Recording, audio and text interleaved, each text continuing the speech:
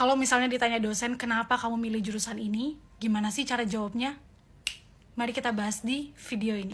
Yang harus kamu lakukan sekarang adalah kamu pergi ke internet, terus kamu search jurusan bla bla bla bla mempelajari apa, atau mata kuliah jurusan bla bla bla bla.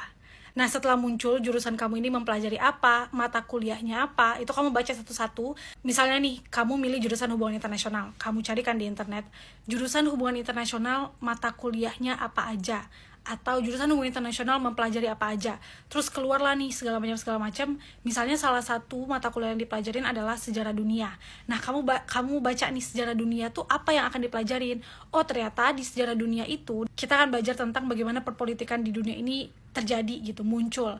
Terus kenapa ada persatuan bangsa-bangsa, kenapa ada Uni Eropa, terus kenapa ada ASEAN. Kita akan mempelajari itu ternyata.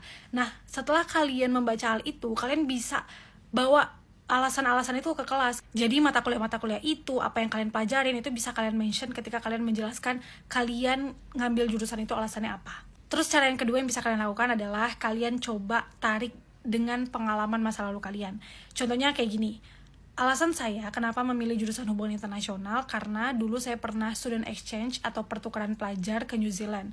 Saat pertukaran pelajar, saya bertemu dengan teman-teman dari kampus lain, dari teman-teman dari New Zealand, dan saya belajar tentang budayanya, saya belajar tentang hubungan ekonomi Indonesia dan New Zealand yang akhirnya menginspirasi saya untuk mendalami tentang hubungan antar negara.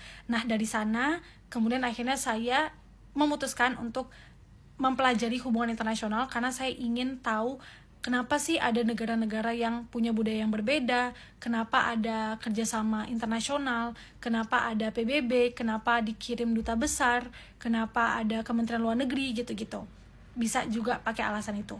Alasan yang ketiga bisa muncul dari cita-cita kamu. Jadi kamu bisa kasih tahu bahwa kamu itu dari dulu memang tertarik banget ngomongin soal hubungan internasional. Dari dulu tuh kamu suka banget lihat-lihat peta, kamu suka mempelajari budaya-budaya luar negeri, dan kamu bercita-cita ingin menjadi duta besar di Amerika misalnya.